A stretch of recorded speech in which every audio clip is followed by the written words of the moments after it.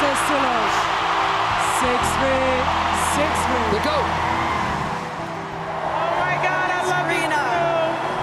Oh, this is crazy.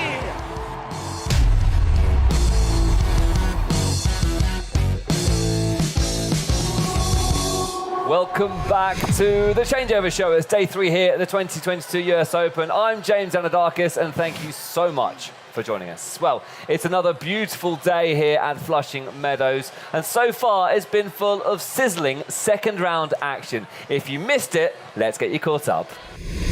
Our last stop here before home, so let's see what we can do here. Oh, it's beautifully done from Jabeur. Just a ridiculous drive. Rogers in straight sets. Oh, that's a wonderful close. Oh, whatever you can do, I can do. Have some of that.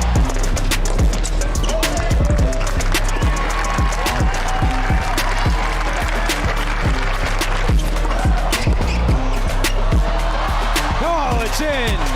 Welcome to the third round of a major for the very first time. Wang Zhiyu, what a day for the 21-year-old from China. It's a memorable win. Phew, what a day it has been already. Well, I'm joined by another fantastic group of panelists to break it all down. Michelle, welcome back to the show. Thank you for having me, James. Jill Grabas in 2005 upsets Serena Williams at Wimbledon. Jill, a pleasure to have you on the show. Thanks for having me. And Kamal Murray, who helped coach Sloane Stephens to the 2017 US Open title, was on the Changeover Show last season. Good to have you back, my friend. Thanks for having me. Glad to be back. Well, let's take a look, a bit more detail about some of these matches. Michelle, which matches stuck out to you so far today? We'll start with you. Definitely the upset of Maria Sakkari. I know, James, you're very upset. The Greek losing early here at Flushing Meadows. She made it to the finals last year. She hasn't had a great hard court season. She was broken 6 times today, and also she only got 56 of her first serves in. So this definitely was a shocking exit for her and for her fans, and the only famous Greek now that is here at Flushing Meadows is James Zanadakis, and he's only half Greek, so there you go. Oh, that was quite nice. And obviously, you know, look, Tsitsipas has fallen from the draw as well, so we have lost our 2 #1 Greek seeds. Jill, welcome to the show. Any particular player you feel could make a deep run here at the US Open?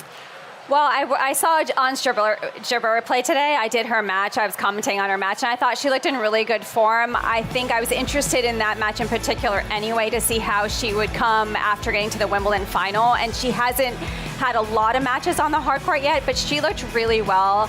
She played really well today, and her opponent is someone to watch out for as well. It's Elizabeth Manlik, the daughter of Hannah Manlikova, obviously former U.S. champion.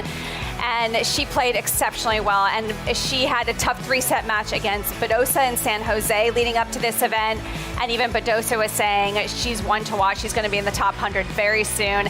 And Jabeur got challenged today, but I think she can make a deep run. I think there's quite a few Americans that can make a deep run as well. Jessica Pegula, Coco Gauff, Madison Keys. We talk about the depth of the women's game. There's so many to choose from, so it's tough to call. Tough to nail it down to 1. We're going to throw it to Kamal Murray. Anyone from the men's draw who you feel is in with a chance here at the US Open, Kamal?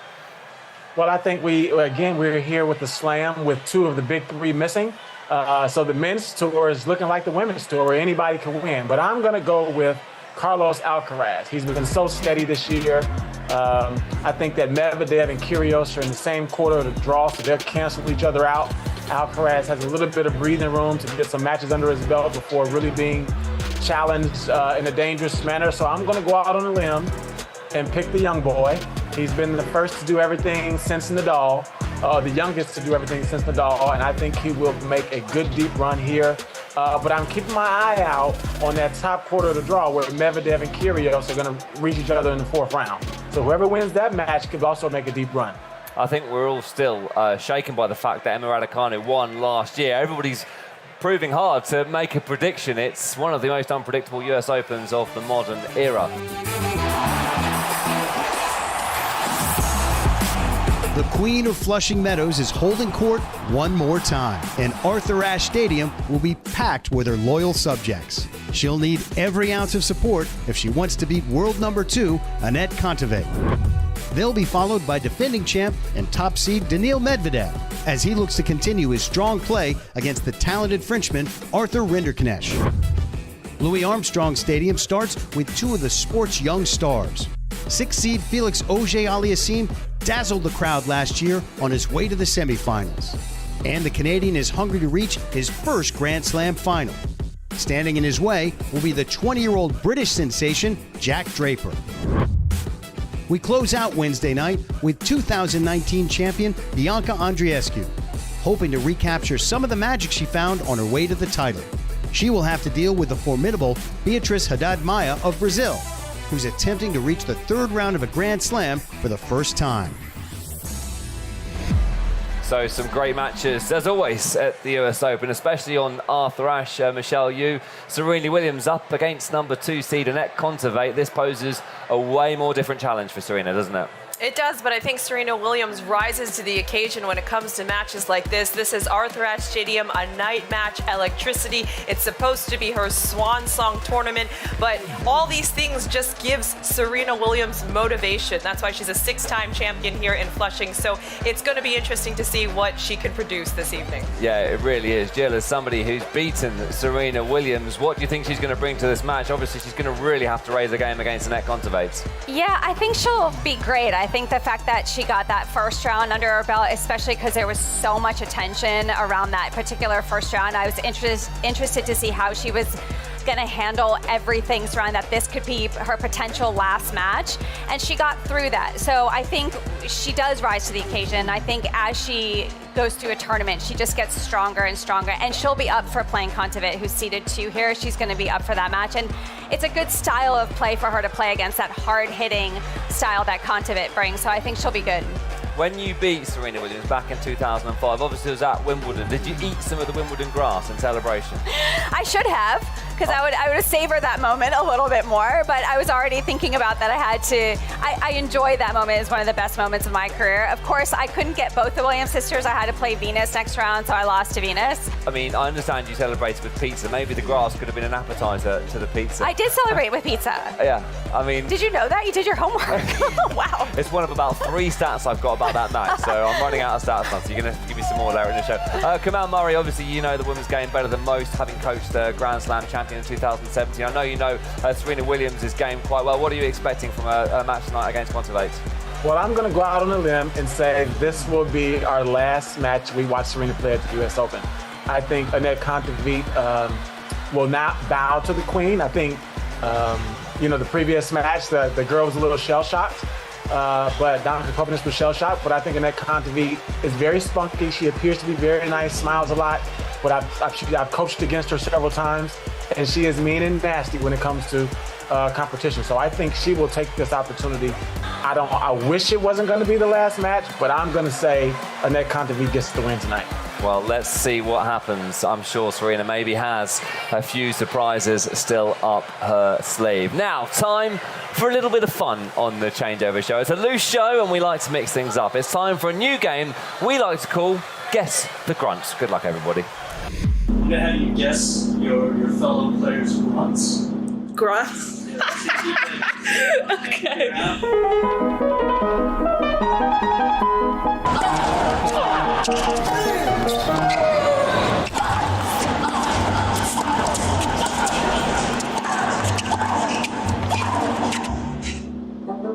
Can you do that again? Because I've never heard that.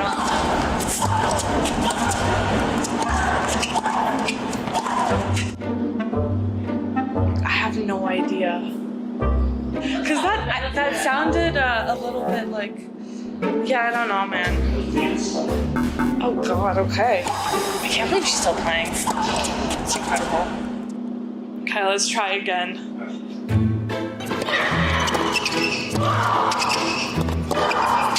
Okay, that's Arena Sabalenka.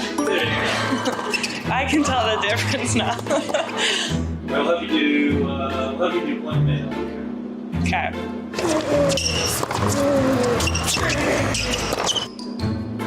Is that Nadal? Rafael Nadal? Is it Verdasco?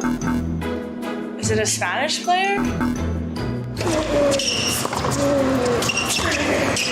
Is it Zverev? Okay, screw this. Andy Murray. My gosh. Did the players do good on that? You're the first one to play it here. Oh, okay. Well, standards are low. Absolutely love Bianca Andreescu. Jill, players are encouraged to grunt, aren't they? It's something that coaches tell you to do. For me, I think so. I mean, it's just a way to exert some energy. You don't want to hold it in, hold tension. Obviously, a lot of players are louder than others. I've seen some players just blow a puff of air out, and that's enough for them. But there are players that consistently grunt all the time, and you just get used to it. They even grunt in practice. So some people find it distracting, but you just tend to get used to it. Michelle grunts quite a bit when she's hungry. This is true, but I think one of the best grunts in tennis was Monica Seles. Nice. She had one of the nicest grunts, and she looked like she was really working hard for her point. So I really enjoyed that grunt. Kamal, did you encourage your players to grunt? Oh no, I would bring earplugs. I mean, I practiced next to Azarenka. I practiced next to Vika Azarenka, and it was like a grunt that turned into a screech. But as a coach, you know, we encourage the players to exhale, and under stress, that exhale turns into like a screech or a grunt. But I do, you know, every now and then at the end of the match, I like to know the players engaged, so I don't mind a grunt at like 4-all deuce. Let me know you're breathing, right? And you're not tense, and you're not tight. You're gonna blow your paycheck and my bonus. So, you know, late in the match, I can tolerate it for the last quarter of the match. But other than that, just breathe quietly and focus on the ball. Love it. Coach's word is final. Well, now it's time to take a look at match insights with IBM Watson, the AI-powered fact sheets that get you up to speed on every singles match at the US Open. You can see that Watson's analysis gives Felix Auger-Aliassime the edge over Jack Draper with a 60% chance to win. This figure comes from a comprehensive analysis that includes scores, statistics, and expert opinion. But here's something you don't often see from AI, an explanation. So these win factors break down why Watson comes to this particular conclusion. Check out usopen.org/match insights to share your thoughts on the match. Michelle, let's just talk about the match in a little bit more detail. FAA against Jack Draper. Jack Draper's been a real rising star. Felix Auger-Aliassime has very much established himself as one of the top players on tour. Who wins this one, do you think? Well, I like my chances when Felix Auger-Aliassime plays here at Flushing Meadows, a 2016 boys single champion here, and then also a semifinalist last year, now working with the great Uncle Tony at the Nadal Tennis Academy. He won his first ATP title here, not here, but in this season in Rotterdam. I like his chances, and I don't think he's going to let this match fall through the cracks. No, I kind of tend to agree with you on this one. Kamal, we'll get your thoughts on this as well. Jack Draper is flying at the moment, isn't he? But I think FAA might just have a bit too much for him. Well, I think the British players play well in Wimbledon in the grass court season. But I think that FAA plays well overall. When you think about the full year, I think he's got some experience on his team. So I think Jack Draper is hot, but I think in the U.S. swing and in the last quarter of the year, you'll see him cool off when we get out of England. Jill, just will throw it finally to you to conclude the conversation. Do you agree with what the others have said? Do you think FAA is going to have too much? I think he has a little bit more experience, which I think is the key for him. Obviously, he's gone deep in slams before, so I think that helps him. I watched Jack Draper's first round against Ruusuvuori, and I thought that was going to be a little bit of a closer match. Draper won in straight sets, and he's got that really heavy forehand, and he's lefty, and so that heavy forehand into Felix's backhand, it's going to be interesting to see how Felix handles that. I think that's going to be the key. If Felix can take that particular shot early and capitalize in those moments, I think he's going to be fine. Yeah, that sums it up pretty nicely, Jill. I think FAA is going to have his hands full with Jack Draper personally, but let's see what happens. Well, before we end today's show, we're going to end with another game. It's called In or Out. We'll throw to you, Michelle, first of all. Serena Williams, tough draw, in or out? In. I can't count out the greatest of all time. I think she's in the zone now after that first round match, and she's ready to go. Michelle says in. Jill, Serena Williams, in or out? I'm going to back Kamal on this one a little bit. I'm going to say out. And I hesitate to say it because you don't want to see her go out at all, but I'm going to say out.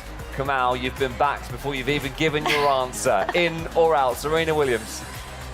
Unfortunately, I'm gonna say out, and it's not because I want it to happen. I just know that Annette is a tough opponent who won't be startled and won't feel guilty about playing the queen. So I'm going out.